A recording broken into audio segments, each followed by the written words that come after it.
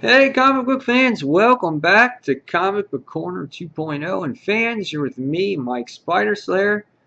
Guys, welcome back for another comic book call. Now, if you watched the countdown video, you saw that I was very sick. Uh, I am feeling better, which is good. Unfortunately, I still have this really bad canker sore inside of my mouth, so it hurts tremendously to talk. So, uh, if you don't see much facial expression in my mouth, or I look a little constipated while talking, it's because I'm trying to keep my mouth actually as still as possible without there being a lot of pain because it hurts and it's huge sore inside. So it's slowly healing, but it's been painful having this. Can't eat, can't drink, hard to talk, so it's been really frustrating and depressing at the same time. But you don't want to hear about my stupid problems. Let's go on to this week's haul. And here we go. So, here is the bag. And here is the amount of books we have for this week. And let's see what they are.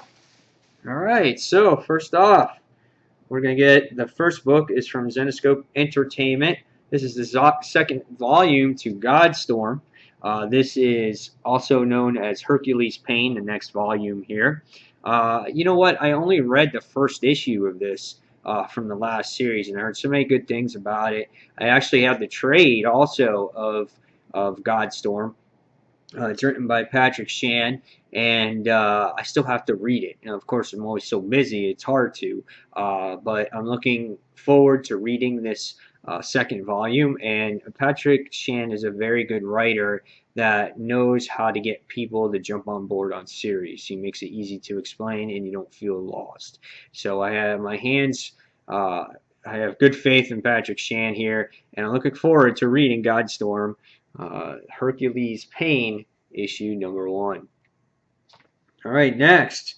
This is funny because last week some of you were like, "What? I can't believe you didn't get this."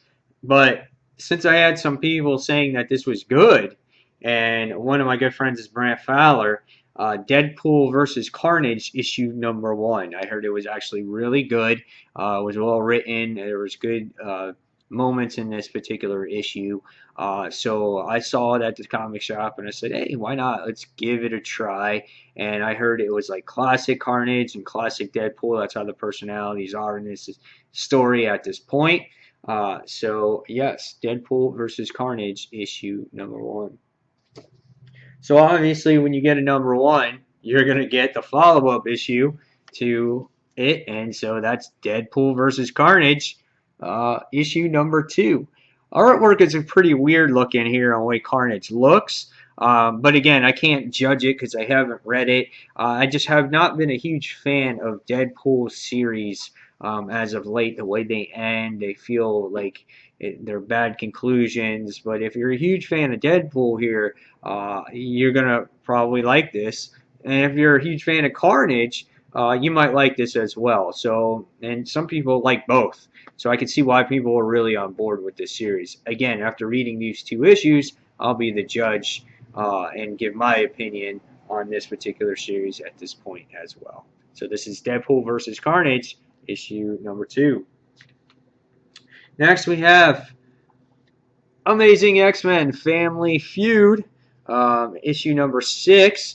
So the story continues here with Nightcrawler, and now it has Mystique in there as well. So this is, I guess, the beginning of a new story arc. Not sure if it started off in Nightcrawler issue number 1. I didn't read that issue, but I want to see where Amazing X-Men goes after this initial story arc. I want to see if Nightcrawler is going to continue to be in this, if the supporting cast is going to be in here as well. So it really is piquing my curiosity here of what's going to happen in this series if I continue to read it or not. But just the artwork and everything that's been in it alone has been fantastic.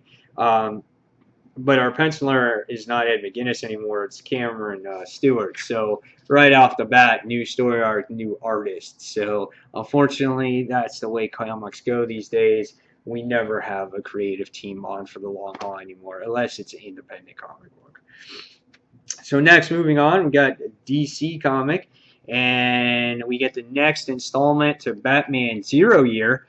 This is Batman issue number 30. I like this cover. I like the embroidery here up top. It's all puffy. I like the Batman insignia here. It's like all glossy here, but I like the color change. Very simplistic cover. I do like it. Hopefully this particular story arc is better than the last one. I wasn't huge on that portion of Zero Year. I wasn't a huge fan of it, so hopefully things progress. We're going to see where this goes. Look into it with a fresh eyes. And yeah, so this is Batman issue number 30.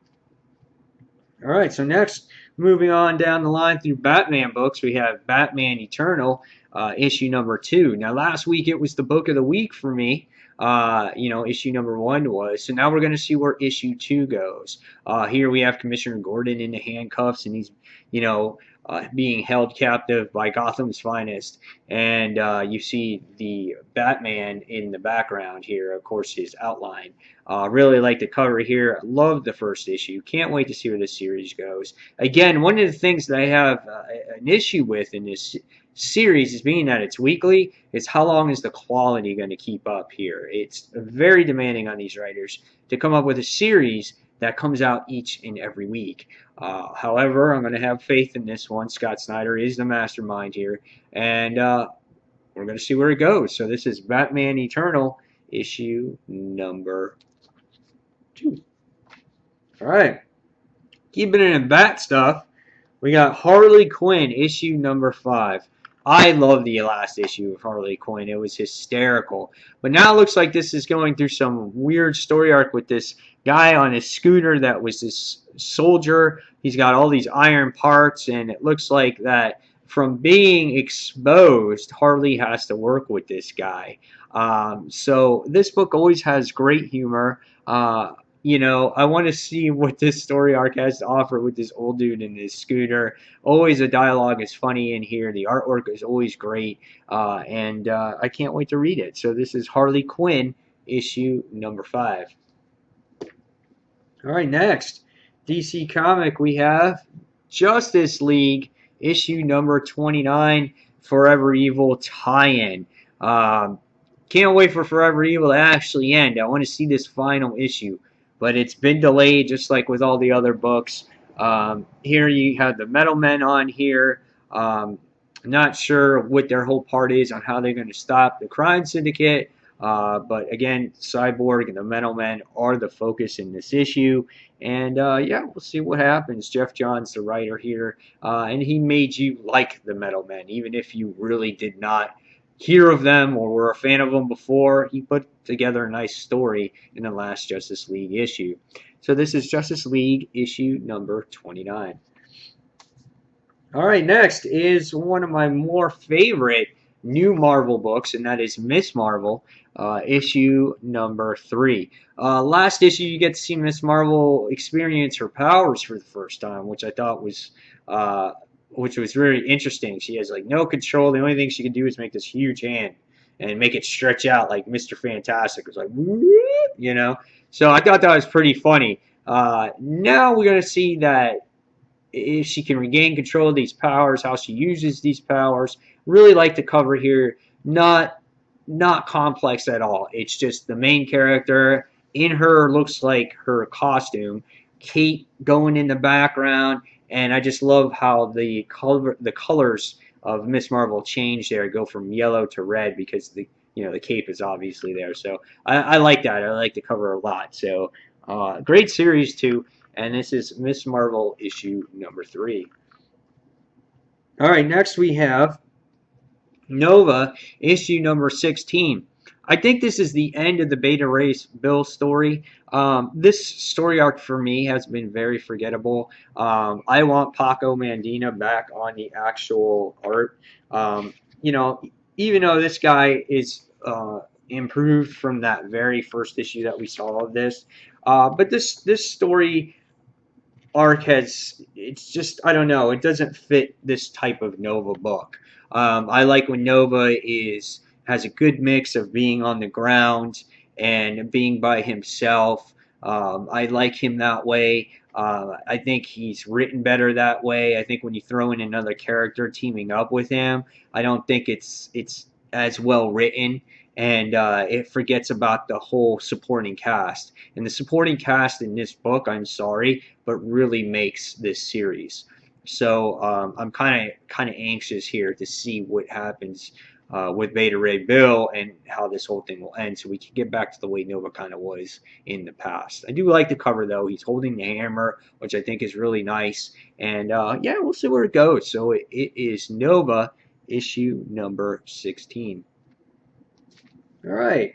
So moving forward, we have a new #1, and that is from DC Comics this week, and not from Marvel, and that is Sinestro. Beware of his power. So yes, Sinestro makes his return.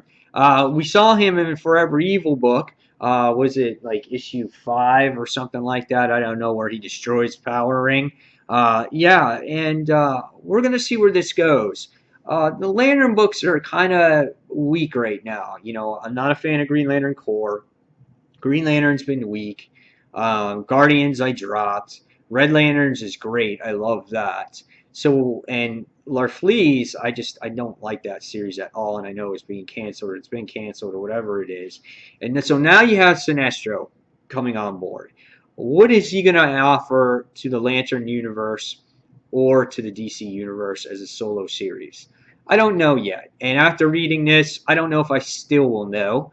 But we'll get a good judge on how this book is written and what it looks like and everything else.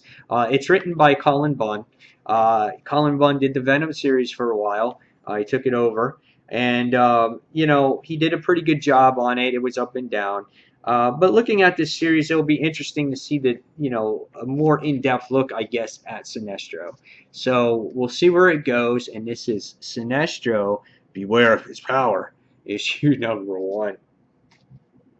All right, so again, staying with Red Lanterns and things like that, we move on to Red Daughter of Krypton. This is Supergirl, issue number 30, but it's got her little cronies in here with her in this issue, her Red Lanterns here. I'm looking forward to this because, again, when the Red Lanterns are involved, these guys are great. Ever since issue 21 or whatever it was, since Guy Gardner has joined the team, they've become a really cohesive group, and they all work really well together. They feed off of each other. Their humor with each other is wonderful, and I really enjoy that from the Red Lanterns. And that's what you're missing from the Green Lantern Corps. I feel like they've been disassembled and there's no cohesiveness anymore, where these guys have it. It's together here.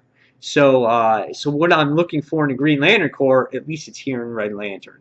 So again, I'm looking forward to see Kara's story here and what she has to do with her Red Lanterns. And this is Supergirl, issue number 30. All right, so next we have a new story arc going on here, and this is Dawn of the Autobots, Transformers Windblade, issue number 1. Really like the cover here. I've been meaning to get on Transformers for a long time now. Ever since I think it was like Dark Cybertron or whatever it is, the last major story arc that happened there. And I just fell too far behind in that story arc. I think the trade just came out. When I get some extra money or whatever, I'll try to get that trade because I really want to read that story. But this starts a new dawn for the Autobots. Great jumping on point for readers if you're a Transformers fan. I am. I'm a huge Transformers fan. Always have been. I've been, you know, I'm an 80s child. I had 80s toys. So I'm really looking forward to this. And so this is Transformers Windblade, issue number 1. All right, last but not least is, did you think I would forget this actual issue? Hell no. The Superior Spider-Man series finale. That's right, guys. Issue 31. After 31 issues, it's coming to a close. And not long now, we're going to get the return, the true return of the Amazing Spider-Man. All I can say, guys, is that I am looking forward to reading this. And as soon as I press stop on this recording, I am going to be reading this issue. This time around, the review will be here on Comic Book Corner 2.0. Look forward to other reviews over on Comic Frontline. Not sure which ones they'll be yet. Once I get done with the haul, I will post what reviews I will be doing on Comic Frontline in the comments, so you guys can check that out. Okay? So, guys, here you have it. This is the end of this week's haul. Superior Spider-Man. The review's coming up as soon as I get done reading this beast. And, guys, there you have it. There's the haul for this week. Hopefully you enjoyed it. I got by talking not too bad. And, guys, as always, thank you for watching Comic Book Corner 2.0. And until the next comic book review, this is Mike Spider Slayer signing off. Thanks for watching, everyone. Bye.